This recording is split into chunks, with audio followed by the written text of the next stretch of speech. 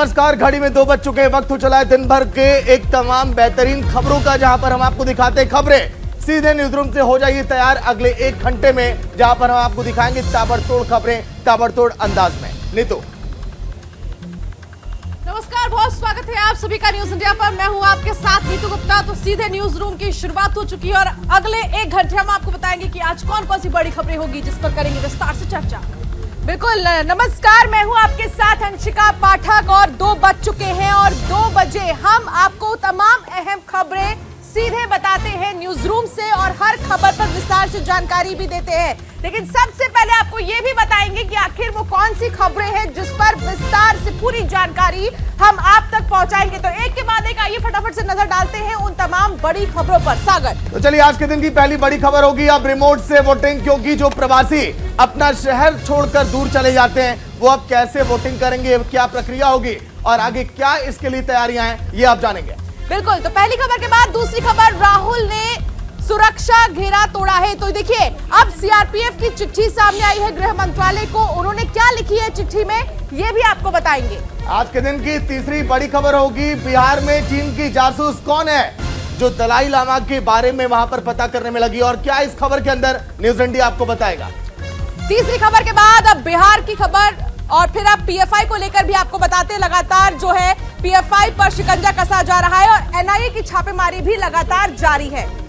आज के दिन की 5वीं बड़ी खबर होगी माफियाओं के निशाने पर पुलिस, क्योंकि बिहार में जहां जहां पर शराब माफिया हैं जो इस समय इस सेंधमारी में लगे कि कैसे बिहार के सिंडिकेट को बरकरार रखा जाए, वहां पर छापेमारी और हमला जानेंगे आप। और 5वीं खबर के बाद अब बात होगी छठी खबर की, हिंदुओं पर नापाक जुर्म। जी हाँ, लगातार जिस तरीके से हिंदुओं को निशाना बनाया जा रहा है, हालांकि कश्मीर में भी देखा गया, तमाम तस्वीरें सामने आई, उन हर चीज को लेकर हर अपडेट आप तक पहुंचाएंगे। तो चलिए आज के दिन की पहली बड़ी और एक अच्छी खबर यह है कि कैसे चुनाव आयोग लोकतांत्रिक ढांचे को और बेहतर और मजबूत करे, इसको लेकर तैयारियां की जा रही हैं। सभी दलों की राय मांगी जा रही है कि क्या रिमोट इलेक्ट्रॉनिक वोटिंग बेहतर है। आने वाले दिनों में आप एक बड़ी बैठक भी देखेंगे, लेकिन इसके साथ ही साथ इसके क्या फायदे होंगे, क्या नुकसान होंगे, इस पर भी आज के दिन हम बातचीत करेंगे। लेकिन ये वोटिंग कितनी बेहतर होगी जानेंगे अपनी। तो बिल्कुल, तो आज जब सुबह चुनाव आयोग की तरफ से बड़ा फैसला लिया गया, तो बड़ा फैसला ये कि अब रिमोट वोटिंग प्रक्रिया शुरू होगी। हालांकि ये प्रक्रिया कब शुरू होगी अभी कहना कुछ कहा नहीं जा सकता है, लेकिन चुनाव आयोग ने जब ये फैसला लिया तो अब ऐसे में राजनीतिक दल की प्रक्रिया, जो विचार है राजनीतिक दल के, वो समझने की जरूरत होगी, क्योंकि आखिर किस तरह की दिक्कत होगी आने वाले वक्त में, इसको लेकर भी एक ड्राफ्ट तैयार किया जाएगा। लेकिन ये जो रिमोट वोटिंग की प्रक्रिया जिस पर हम चर्चा कर रहे हैं, इस पर अभी फिलहाल जो जानकारी मिली है वो ये है कि आने वाले वक्त में अगर आप दूर दराज रह रहे हैं, किसी वजह से अगर आप वोट नहीं कर पा रहे हैं, तो आप घर बैठे वोट कर सकते हैं। तो ये प्रक्रिया जो है वो रिमोट वोटिंग के जरिए होगी। इसके अलावा और क्या कुछ होगा खास, चलिए एक नजर में आपको बताते हैं कि किस तरह से आपको बता दें कि इस पूरे मामले में प्रक्रिया जो है वो की जानी है और क्या कुछ जो है रिमोट कंट्रोल, जो रिमोट वोटिंग जो है वो होनी है। तो रिमोट इलेक्ट्रॉनिक वोटिंग मशीन, प्रवासी कामगारों को भी मिलेगा वोटिंग राइट्स यानी वोट करने का अधिकार। बिल्कुल, तो देखिए रिमोट इलेक्ट्रॉनिक वोटिंग मशीन, अब इसमें क्या खास है ये आपको बता रहे हैं और क्यों इसको लाया जाएगा। चुनाव आयोग कर रहा है बड़ी तैयारी कि रिमोट के जरिए अब आप वोट डालेंगे। आप सोचिए कि आप अपने क्षेत्र के बाहर रह रहे हैं और आप छुट्टी लेते हैं आकर वोट डालने के लिए, तो ऐसी नौबत ना आए, ऐसी स्थिति ना हो, इसलिए आप जहां पर है, देश के किसी भी कोने में आप हैं, तो आप वहां से वोट डाल सकते हैं। इसीलिए चुनाव आयोग जो है इस पर तैयारी कर रहा है। मतदान के लिए अपने राज्य या शहर जाने की आपको जरूरत नहीं होगी, क्योंकि आधे से ज्यादा लोग, अगर बात यूपी और बिहार की करें तो सबसे ज्यादा आबादी में यूपी बिहार के लोग ही बाहर निकलकर काम करते हैं। खास तौर पर वोटिंग प्रतिशत में इजाफा देखने को मिलेगा, क्योंकि अभी मौजूदा समय में जहां पर भी नीतू वोट डाले गए, हमने देखा कि वोट परसेंटेज में गिरावट देखी गई है। बढ़ चढ़कर लोग हिस्सा नहीं ले पा रहे क्योंकि लोगों को छुट्टियां नहीं मिलती है। तो देखिए चुनाव आयोग ने तैयारी जबरदस्त कर ली है और चुनाव आयोग की तरफ से रिमोट के जरिए वोट डालने की जो बात सामने आ रही है, हालांकि ये लोगों के लिए नया है, लेकिन इसमें देखना होगा कि आखिर कितने ज्यादा प्रतिशत वोटों में बढ़ोतरी होगी। नीतू, बिल्कुल, और ऐसे में ये भी आशंका जाहिर की जा रही है कि 2024 का जो चुनाव होगा उसमें इस रिमोट वोटिंग को यूज किया जा सकता है। इस वक्त मेरे साथ एडिटर इन चीफ विजय त्रिवेदी जी जुड़ गए हैं। इसके अलावा गौरव मिश्रा मेरे सहयोगी जुड़ गए हैं। सबसे पहले मैं विजय त्रिवेदी जी आपके पास आना चाहूंगी। सर, कैसे देखते हैं जब आज ये चुनाव आयोग की तरफ से बड़ा फैसला लिया गया कि रिमोट वोटिंग की जो प्रक्रिया है आने वाले इलेक्शन में इसका इस्तेमाल किया जाएगा? जी, ये देखिए बहुत महत्वपूर्ण फैसला है, लेकिन ये अभी कॉन्सेप्ट नोट के तौर पर है। अभी कोई फैसला इलेक्शन कमीशन ने किया, एक कॉन्सेप्ट नोट बनाया है जिसको 16 जनवरी को इलेक्शन कमीशन जो है पॉलिटिकल पार्टीज के लीडर्स के सामने डेमो करेगा और उसमें उस पर बात करेगा कि क्या पॉलिटिकल पार्टी इसके लिए तैयार है। इसको कहना चाहिए मल्टी कॉन्स्टिट्यूएंसी ईवीएम बनाई गई है, तो एक ईवीएम 72 कॉन्स्टिट्यूएंसीज को एक साथ रिप्रेजेंट कर सकते हैं, मतलब 72 सीटों के जो वोटर्स हैं वो उस पर वोट डाल सकते हैं। इसकी बड़ी वजह जो है वो था कि 2019 में हमारे पास जो वोटिंग परसेंटेज था, वोटिंग टर्नआउट था, वो कम था, 67% था, और इलेक्शन कमीशन को लगता है कि इसको बढ़ाना चाहिए। आपको याद आया होगा कि कोरोना के वक्त में हमें समझ में आया कि हमारे जो प्रवासी कामगार हैं एक स्टेट से दूसरे स्टेट में जा रहे हैं। देश में करीब 45 करोड़ लोग हैं जो माइग्रेटेड हैं, मतलब बिहार के लोग मद्रास में, चेन्नई में रह रहे हैं, या तमिलनाडु में रह रहे हैं, या तमिलनाडु के लोग केरला में रहते हैं, या जम्मू कश्मीर में रहते हैं। तो पूरे देश भर में 45 करोड़ लोग हैं, और हमारी आदत में नहीं है कि हम अपना जब बदल रहे हैं, यानी बिहार से, उत्तर प्रदेश से, केरल से कहीं दूसरे राज्य में जा रहे हैं तो अपना वोटिंग रजिस्ट्रेशन करवाएं। तो वोटिंग रजिस्ट्रेशन नहीं करवाने की वजह से क्या है कि वो जब वोट पड़ता है तो वहाँ छुट्टी लेकर वहाँ वोट डालने जाते हैं और बहुत बार मौका नहीं मिल पाता। तो इसलिए इलेक्शन कमीशन ने कहा, और इसमें एक बड़ी वजह ये रहती है, मुझे लगता है कि वोटर को लगता है कि उसका वोट अपने इलाके के लोगों से जुड़ा रहे, क्योंकि यहाँ पर वो दिल्ली में आ भी जाए और दिल्ली में वोट दे तो उसको लगता है कि वो बिहार में जो डेवलपमेंट उसका होना चाहिए, उत्तर प्रदेश में होना चाहिए, तमिलनाडु में होना चाहिए, वो नहीं हो रहा। लेकिन ये कॉन्सेप्ट नोट पर काम हो रहा है। 16 तारीख को वो इलेक्शन कमीशन पॉलिटिकल पार्टीज के साथ करेगा। उसके बाद उसका टेक्निकल इश्यूज क्या है, लीगल इशू क्या है, एडमिनिस्ट्रेटिव इश्यूज क्या है, इन सब पर भी चर्चा होगी। उसके बाद फाइनल होगा। अगले साल आपको पता है कि जम्मू कश्मीर के अलावा 9 राज्यों के चुनाव होने, तो क्या उसमें वो एक्सपेरिमेंट के तौर पर कर सकता है, ये सब भी अभी देखने की बात है, या फिर 2024 के चुनाव। लेकिन मुझे लगता है वो पहले विधानसभा चुनावों के वक्त में इसको एक्सपेरिमेंट के तौर पर यूज करेगा, यदि चालू हो गया या अप्रूवल हो गया तो। बिल्कुल।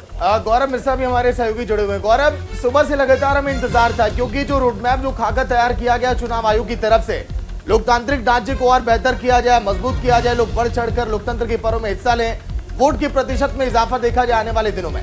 लेकिन राजनीतिक प्रतिक्रियाओं का जो दौर आना चाहिए था वो हमें दिखा नहीं। क्या कोई प्रतिक्रिया सामने आई क्या गौरव? बिल्कुल, देखिए सबसे बड़ी बात अगर ये है, चुनाव आयोग की अगर हम बात करें, चुनाव आयोग जब भी इस तरीके की कोई फैसले लेता है और निश्चित तौर पे उससे एक समय अवधि की होती है, क्योंकि अभी अगर हम देखें रिमोट से वोटिंग वाली बात हो रही है कि अब मतदाता जो दूर रहेगा रिमोट वोटिंग कर सकेगा, तो एक बेहतर फैसला है चुनाव आयोग का। लेकिन इस पर भी अभी तमाम जो पॉलिटिकल पार्टियां हैं उनके साथ बातचीत होगी। जैसा कि विजय त्रिवेदी सर ने इस बात की जानकारी भी दी पूरी तरीके से कि जो ये चुनाव आयोग का फैसला है, पूरा प्रेजेंटेशन तमाम जो पॉलिटिकल पार्टियां हैं उनको दिया जाएगा कि दरअसल ये किस लिए कर रहे हैं। और जो वोटिंग प्रतिशत की बात है, निश्चित तौर पर भी हाल ही में जो 2 राज्यों में इंतजार करना होगा कि जो पॉलिटिकल रिएक्शन है वो इसको लेकर क्या कुछ आ रहा है। लेकिन देखिए, अब अगर इसे चुनाव में लागू किया जाएगा, यानी कि रिमोट वोटिंग, तो ऐसे में आशंका ये भी जाहिर की जा रही है कि इससे पहले ईवीएम मशीन को लेकर कई तरह के सवाल खड़े कर दिए जाते थे, और क्या रिमोट वोटिंग को लेकर भी कई तरह के सवाल आने वाले वक्त में खड़े होंगे, उसकी धांधली को लेकर, हैकिंग को लेकर।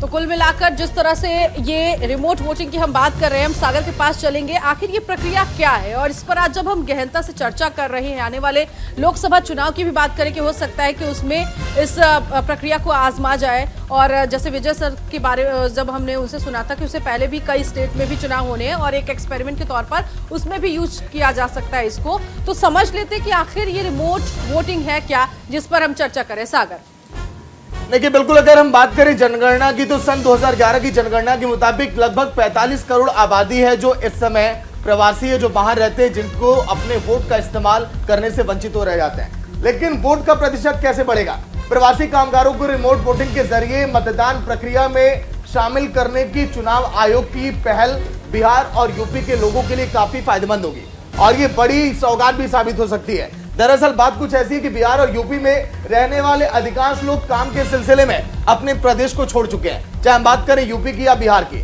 और देश के कोने कोने में वो फंसे हुए हैं। ऐसे में जब वहां पर चुनाव होता है तो जाकर अपने मत का इस्तेमाल वो नहीं कर पाते हैं, और वोटिंग की प्रक्रिया लोकतंत्र में इन लोगों की भागीदारी बढ़ाने के लिए एक बड़ा टूल ये साबित होगी। जिस तरह से हमारे एडिटर इन चीफ ने जिक्र किया, प्रवासी कामगारों के मतदान के लिए अपने गृह जनपदों से बाहर जाने की जरूरत अब नहीं होगी। बिहार और यूपी के विधानसभा चुनावों और लोकसभा चुनावों में पहले की तुलना में वोट प्रतिशत में काफी बढ़ोतरी होगी, क्योंकि जिस तरह से हमने देखा है गुजरात के चुनाव में, पिछले कई राज्यों के चुनाव में वोटिंग की प्रतिशत में लगातार गिरावट आई है, लेकिन इसके बाद बढ़ोतरी हम देख सकते हैं। अंशिका, बिल्कुल, तो देखिए ये सुनने में थोड़ा अजीब जरूर लगता है, लेकिन ये कितना अच्छा हो जाएगा अगर आप कहीं पर बैठे हैं या आप काम के सिलसिले में कहीं पर गए हैं, आप वहीं से वोट डाल रहे हैं अपने क्षेत्र के लिए, अपने राज्य के लिए, तो ये कितना ज्यादा आसान हो जाएगा। विजय त्रिवेदी हमारे एडिटर इन चीफ लगातार हमारे साथ जुड़े हैं। विजय सर, जो ये रिमोट सिस्टम की बात सामने आई है सर, कहीं ना कहीं सिक्योरिटी और प्राइवेसी को लेकर भी लोगों के मन में सवाल जरूर उठेंगे, तो क्या इस पर भी इसका कोई असर पड़ेगा? इसको लेकर भी चुनाव आयोग की तरफ से कुछ किया जाएगा? बिल्कुल अंशिका, सबसे बड़ी चिंता यही वाली होगी, क्योंकि अभी आपको जाना है कि जब भी चुनाव में किसी पॉलिटिकल पार्टी की हार होती है तो सबसे पहला निशाना उनका ईवीएम होता है। ईवीएम की जो वैधानिकता है, उसकी ईमानदारी है, लगता है कि वो हैक कर ली गई है, कुछ गड़बड़ किया गया है। तो जब ये मल्टी कॉन्स्टिट्यूंसी ईवीएम चालू होगी रिमोट का, तो उस पर भी सवाल जाहिर है खड़े होंगे। तो इसी का सबका डेमो जो है वो करेगा। आपको मैं बताऊं कि ये आईआईटी मद्रास ने इसको तैयार किया, इस डिज़ाइन को। तो आईआईटी मद्रास का ये जो डिज़ाइन है, टेक्निकल डिज़ाइन, इसको जो इलेक्शन कमीशन है वो रखेगा पॉलिटिकल पार्टीज के सामने 16 जनवरी को। उसके अप्रूवल के बाद इसके लीगल और टेक्निकल इश्यूज को भी देखा जाएगा कि किस तरह से किया जा सकता है, क्या कोई है कि। और एक और बात समझने की है कि रिमोट इस सिस्टम का मतलब ये नहीं कि आप अपने घर से वोट डाल सकते हैं। इसका मतलब है कि हर शहर में, कुछ बड़े शहरों में वो वोटिंग सेंटर्स बनेंगे, रिमोट वोटिंग सेंटर्स। उन सेंटर्स पर जाकर आप वोट डाल सकेंगे। इसका मतलब ये नहीं कि आप घर पर जाकर बटन, अपने घर पर बैठकर बटन दबाएंगे। अब बिहार उत्तर प्रदेश सबसे बड़ा है हिस्सा जो कामगार है, लेकिन वो 1/4 से कम है। 45 करोड़ लोग इस समय देश में कामगार हैं। मैं समझता हूँ इसके अलावा इलेक्शन कमीशन को काम करना है अभी इलेक्टोरल रिफॉर्म्स पर, जिस पर लगातार इलेक्शन कमीशन निशाने पर रहता है। और पिछले काफ़ी समय से तो इलेक्शन कमीशन को लेकर चर्चा होती रही है। हालांकि प्रधानमंत्री जी ने अभी भी तारीफ की थी कि बहुत शांतिपूर्ण चुनाव हुए, और जाहिर है शांतिपूर्ण चुनाव हुए, लेकिन इलेक्शन कमीशन केंद्र सरकार या सरकारों के बंदिश से बाहर निकले और इलेक्टोरल रिफॉर्म्स जिस पर उसको काम करना है, खासतौर से क्रिमिनलाइजेशन को लेकर, मनी पावर को लेकर, मसल पावर को लेकर, उस पर कोई काम नहीं हुआ है। शायद वो काम हो तो बेहतर तरीके से हम आगे बढ़ पाएंगे। लेकिन ये एक महत्वपूर्ण हिस्सा होगा कि रिमोट वोटिंग यदि हो सके तो लोग अपने वोटिंग अधिकार का इस्तेमाल कर सकेंगे जी। लेकिन विजय जी, सन 1982 में पहली बार ईवीएम का इस्तेमाल किया गया था केरल में। 3 सदी का एक लंबा अनुभव आपको पत्रकारिता का, और कई चुनाव आपने बहुत करीब से देखे, लेकिन पिछले कुछ चुनावों में वोटिंग प्रतिशत में लगातार गिरावट आई है। अगर वाकई में इस प्रक्रिया को धरातल पर उतार दिया जाएगा तो जो लगातार हमने गिरावट देखी है मतदान के प्रतिशत में, उसमें इजाफा हम देख पाएंगे। सागर, ये एक हिस्सा है इसका, क्योंकि वोटिंग में गिरावट केवल ईवीएम या वोटिंग के सेंटर पर उपलब्ध होने से नहीं होती। ज्यादातर लोग जो वोटिंग सेंटर के पास में रहते हैं, करीब रहते हैं, वो भी वोट डालने नहीं जाते, समझे। तो वो उसके लिए इलेक्शन कमीशन से ज़्यादा पॉलिटिकल पार्टीज को अपनी जो भूमिका है उसको निभानी पड़ेगी कि वो किस तरह से का। और आपको याद है जब भी चुनाव होते हैं तो पॉलिटिकल पार्टीज की चिंता यही रहती है कि किस तरह से वो उनका जो वोटर है वो बूथ तक पहुँचे। तो बूथ तक नहीं पहुँच रहा, वो राजनीतिक दलों के को लेकर जो उसकी वो है सहमति नहीं है, या वो जो काम कर रहे हैं या जो वो वादे कर रहे हैं उसको पूरा नहीं करते, और उनको लगता है कि सरकारें कुछ काम नहीं कर रही, वो एक बड़ा हिस्सा है। एक छोटा हिस्सा ये वाला भी है कि वोटर जो चाहता है वो नहीं जा पा रहा। तो दोनों मिलाकर होता है, लेकिन जो लोग जाना चाहते हैं कम से कम उनको भी मौका मिले, ये बेहतर बात। बिल्कुल, गौरव भी हमारे साथ है। गौरव, चुनाव आयोग के इस बयान के बाद, चुनाव आयोग के इस बात के कहने के बाद दिल्ली में हलचल कितनी तेज है? दिल्ली में क्या कुछ हो रहा है? क्या इसको लेकर बातचीत हो रही है? देखिए, फिलहाल दिल्ली में अभी किसी प्रकार की कोई हलचल नहीं है अंकिता, लेकिन एक बात तो बहुत स्पष्ट है कि ये एक प्रयोग जो कि चुनाव आयोग करने की तैयारी में है, और 16 जनवरी को इसका एक पूरा जो डेमो है वो तमाम पॉलिटिकल पार्टियों के समक्ष दिया जाएगा। हालांकि ये बात भी स्पष्ट है कि इससे जो इंटरेस्ट है निश्चित तौर पे बढ़ेगा।